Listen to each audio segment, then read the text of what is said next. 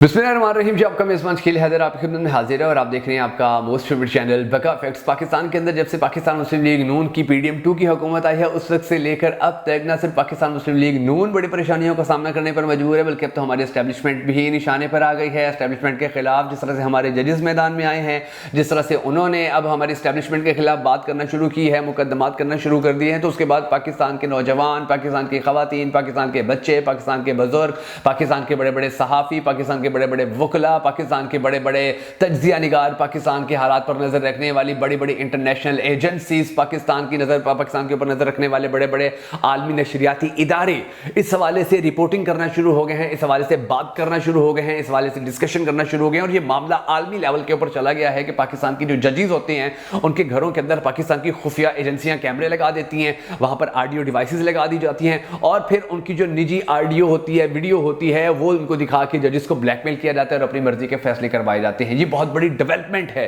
पाकिस्तान के अंदर कि हमारे जजेस अब इस चीज के लिए खड़े हो गए। लेकिन उससे पहले एक और डेवलपमेंट बड़ी जबरदस्त है जो आपके साथ शेयर करना जरूरी है, और वो ये कि पाकिस्तान तहरीक इंसाफ के की हुकूमत खत्म करने के बाद जो PDM 1 बनी थी, उसके बाद जो निगरान हुकूमत बनी थी PDM 2 जिसको कहा जाता था, फिर फॉर्म 47 हुकूमत जो बनी है, इसकी पिछले एक हफ्ते की कारकर्दगी सामने आई है। बड़ी दिलचस्प कारकर्दगी है, बड़ी जबरदस्त कारकर्दगी है, और उस कारकर्दगी को देखकर खैर मुझे तो बड़ी हंसी आई और मुझे दुख भी हुआ कि ये कैसे किस किस्म के किस कमाश के लोग हमारे ऊपर मुसल्लत किए गए। लेकिन आपको भी मैं वो कारकर्दगी बता देता हूँ, आपको भी थोड़ी सी इस हवाले से इंफॉर्मेशन दे देता हूँ कि पिछले एक हफ्ते के दौरान ये लोग क्या करते रहे और फिर आने वाले वक्त के अंदर इनसे फिर क्या उम्मीद रखी जाए। यानी कि इनके एक हफ्ते की कारकर्दगी आप देख लीजिएगा, जिसके बाद आपको अंदाजा रहेगा कि आने वाला वक्त पाकिस्तान का क्या होगा, पाकिस्तानी आवाम का क्या होगा और पाकिस्तानी कौम के लिए आने वाला वक्त फिर किस तरह का हो सकता है जब तक ये टोला पाकिस्तान के ऊपर मुसल्लत होगा।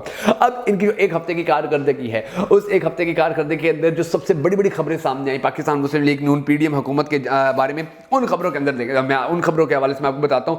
पिछले एक हफ्ते के दौरान पाकिस्तान मुस्लिम लीग नून की जो खबरें सामने आई वो इतनी बुरी थी, इतनी गिरी हुई थी कि नून लीग इनसे कभी छुटकारा हासिल नहीं कर सकते, नून लीग इनसे कभी भी जान नहीं छुड़वा सकते। मिसाल के तौर पर जो खबरें सामने आई उनके अंदर आप देख लीजिए कि सबसे पहले तो ये खबर सामने आई थी कि वजीर आजम और वजीर दाखिला अफसरान की पोस्टिंग पर लड़ रहे हैं। दूसरी खबर यह सामने आई कि वजीर दाखिला की कमेटियों को वजीर खारजा हेड कर रहे हैं।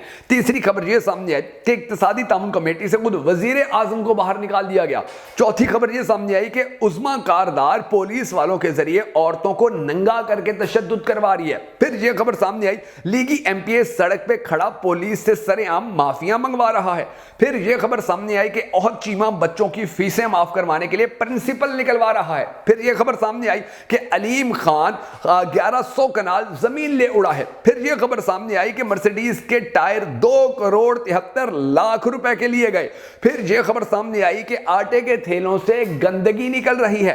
फिर यह खबर सामने आई कि ब्यूरोक्रेसी आटे के थैले गुमनाम दरवाजों पर रखकर फोटो सेशन करवाकर अपने आप को कामयाब समझ रही है। और फिर यह खबर सामने आई कि पाकिस्तान की तारीख की सबसे बड़ी बंदरबांट पाकिस्तान के नेशनल अवार्ड्स के अंदर की गई। ये आप अंदाजा लगा लीजिए कि पाकिस्तान के अंदर क्या कुछ चलता रहा है, पाकिस्तान में किस तरह से मामला जो है उनको आगे चलाया जा रहा है। और पाकिस्तान मुस्लिम लीग नून की PDM की जो अब यह हुकूमत बनी है PDM 3, PDM 2 तो थी, निगरान हुकूमत PDM 3 जो बनी है, इसकी जो कारकर्दगी थी वो मैंने आपको दिखा दी। अच्छा, अब मैं आपको ये बता देता हूं कि जो एस्टैब्लिशमेंट के बारे में जो लोग अपनी राय का इजहार कर रहे हैं, जो लोग बार बार बात कर रहे हैं कि जी एस्टैब्लिशमेंट के जो जजेस हैं वो अब खिलाफ खड़े हो गए हैं, बड़ा डंके की चोट के ऊपर खड़े हो गए हैं। अब वो क्या बातें कर रहे हैं, वो क्या चीज़ें कह रहे हैं, क्योंकि देखिए ये बड़ा सेंसिटिव मामला है। पाकिस्तान की आवाम के साथ तो चलो कर लिया जाता था, बलोचिस्तान के PK के लोगों के साथ भी ये सब कुछ चल जाता था, उनको वैसे कोई पूछने वाला तो था नहीं। पाकिस्तान के अंदर पाकिस्तान के जजेस को भी पता नहीं कब से ऐसे ही किया जाता रहा होगा। लेकिन अब जो मामला सामने आया है तो ये मामला थोड़ा गंभीर भी हो गया है, ये मामला थोड़ा परेशान कुन भी हो गया और ये मामला थोड़ा टेंशन वाला, इनके लिए टेंशन वाला भी हो गया कि अब हम इस मामले को कैसे संभालें। अब जजेस जब खुद ही सामने आ गए और जजेस ये कह रहे हैं कि जी हमारे घरों के अंदर कैमरे लगाए गए, तो अब किसको ब्लैकमेल किया जा सकेगा, अब किसको प्रेशराइज करके फिर उससे फैसले लिए जा सकेंगे। तो ये जो चीज़ है ये बड़ी सेंसिटिव भी है, बड़ी गंभीर भी है, और इस हवाले से यकीनी तौर पर जो हमारी एस्टैब्लिशमेंट है उसके अंदर परेशानी पाई जाती है। अच्छा, अब जो पब्लिक है वो इसके ऊपर क्या कह रही है, अब जो पाकिस्तान के बड़े बड़े मायानाज जो सहाफ़ी हैं वो इसके ऊपर क्या कह रहे हैं, बड़े बड़े सियासतदान हैं वो इसके ऊपर क्या कह रहे हैं, वो मैं आपको सुना देता हूं, बल्कि आपको दिखाता भी रहता हूं। अब जो आपकी स्क्रीन के ऊपर siyaset.pk के कुछ खबरें हैं वो मैं आपको चला रही हूँ। ये देखिए, सबसे पहले आप देखें अवैस हमीद का जो ट्वीट है वो चल रहा है। उन्होंने कहा हो सकता है इन बहादुर सपूतों को कभी सरकारी तमगा या एजाज ना मिले, क्योंकि सारे तमगे और एजाजात गरीदा फारूकियों के लिए वक्फ हैं, लेकिन कौम इनको इनके नाम और चेहरे हमेशा याद रखेगी। मैं भी इनके नाम चलो आपको बता दूं, आप याद रखेंगे। Justice Mohsin Akhtar Kayani, justice Tariq Mahmood Jahangiri, justice Babar Sattar, justice Sardar Ejaz Ishaq Khan, justice Arbab Mohammad Tahir और जस्टिस समन रिफत, यानी कि एक खातून जज भी है इनके अंदर। ये वो जजेस हैं कि जिन्होंने कहा है कि एस्टैब्लिशमेंट ने हमारे साथ बड़ी जाती की, हमारे घरों के अंदर कैमरे लगाते हैं। अच्छा, अभी आपकी स्क्रीन के ऊपर फिर सियासत.pk की एक और खबर और शहबाज गिल का ट्वीट चल रहा है। उन्होंने लिखा, बेशर्मी बेशर्मी, सरकारी इदारे को माफिया की तरह चलाने वाले बेनकाब हो गए। 6 जजेस ने सबको नंगा कर दिया। किस तरह खुफिया एजेंसी वाले जजेस के रिश्तेदारों को अगवा और उनकी बीवियों की गंदी फिल्में बनाते रहे, ये सब कुछ लिख दिया गया। आज आसमान गिर गया, आज जमीन फट गई। ये जो शहबाज गिल हैं उन्होंने ये बात की है। अच्छा, उसके बाद अभी आप आगे देखिए, हमाद अदर साहब ने इस हवाले से कहा है, ये 6 जज पूरी कौम के हीरो हैं। ये चाहते तो अपनी जात को बचाने के चक्कर में अदालतों और इंसाफ को कुर्बान होते देख सकते थे, लेकिन मुश्किलात के बावजूद इन्होंने मुल्क में रियासती बदमाशी और ब्लैकमेल के खिलाफ आवाज उठाई। आपकी जुर्रत को सलाम है। डेफिनेटली पाकिस्तानी कौम इनकी जुर्रत को सलाम कर रही होगी। अच्छा जी, अब शहबाज गिल का एक और ट्वीट आ गया। उन्होंने लिखा था, नून लीगी वारदातियों से हाथ जोड़कर गुजारिश है, आप तनख्वाह ही ले लें, बड़ी मेहरबानी होगी, क्योंकि ये तनख्वाह ना लेके बड़े ढिंडोरे पीट रहे हैं। अच्छा, अब ये इमरान खान की जेल में मीडिया से गुफ्तगू है, साफियों से गुफ्तगू है। उसके अंदर उन्होंने कहा है जी, चीफ जस्टिस काजी फाइज ईसा से कहना चाहता हूं कि पीटीआई की 25 मई की पिटीशन को सुना जाए। 9 मई वाकयात पर अब तक कोई इंक्वायरी नहीं हुई। चीफ जस्टिस सीसीटीवी जो फुटेजेस हैं उनको रिकवर करने का हुक्म दें। जिन्होंने सीसीटीवी फुटेजेस चोरी की वही 9 मई के जिम्मेदार हैं। मुझे जेल में रखना है तो रखें, मगर बाकी लोगों को रिहा कर दिया जाए। अच्छा, सबसे बड़ा प्रॉब्लम यह है कि इमरान खान रिहाई मांगे, इमरान खान की रिहाई, यानी कि ख्वाहिश ये है कि इमरान खान रिहाई मांगे। इमरान खान रिहाई नहीं मांग रहा है और इमरान खान कह रहे हैं दूसरों को रिहा करना। दूसरों को रिहा करना है या उसको रखने से किसी को कोई फर्क नहीं पड़ता। मुद्दा इमरान खान है। जब तक इमरान खान नहीं मान रहा है उनको रिहा करने या छोड़ने से, उनको कल को ही छोड़ देंगे, कोई दिक्कत नहीं। अच्छा, अब ये अमीर अब्बास जो पाकिस्तान के बड़े मायना साफी हैं, उन्होंने लिखा, ये खत जंबिश नहीं जलजला है, ये खत खबर नहीं भौंचाल है, ये खत लर्जिश नहीं तारीखी करवट है। हर कोई सहम गया था। सहाफ़ी भोनपू बन गए थे, सियासतदान चालपोस बन गए थे, ब्यूरोक्रेट और पुलिस अच्छी पोस्टिंग और GOR में घर लेने के लिए कोयलों की दलाली में मुंह काला करवा रहे थे। अदालतें सुन हो गई थीं। आसमान खौफनाक स्याही से रंग चुका था।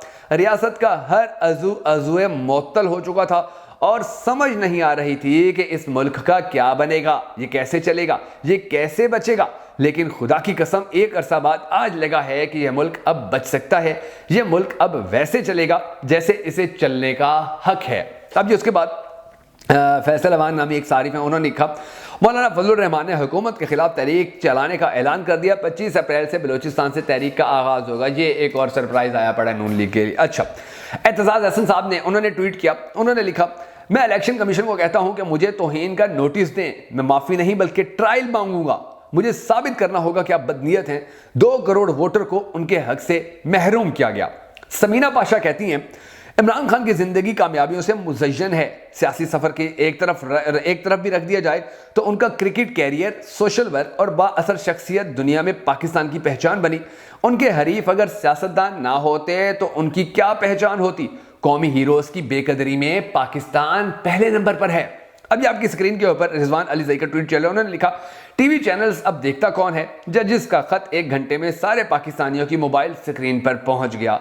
टीवी तो हमारे जज भी नहीं देखते, वो सोशल मीडिया नहीं देखते। अच्छा, अब ये वकास समजिद का ट्वीट है। उन्होंने लिखा, मालूम पड़ गया होगा कि आजम सवाती क्यों रोया था। आजम सवाती क्यों रोया था पाकिस्तानी कौम को अब तो मालूम हो जाना चाहिए। अब तो पाकिस्तानी कौम को एहसास हो जाना चाहिए।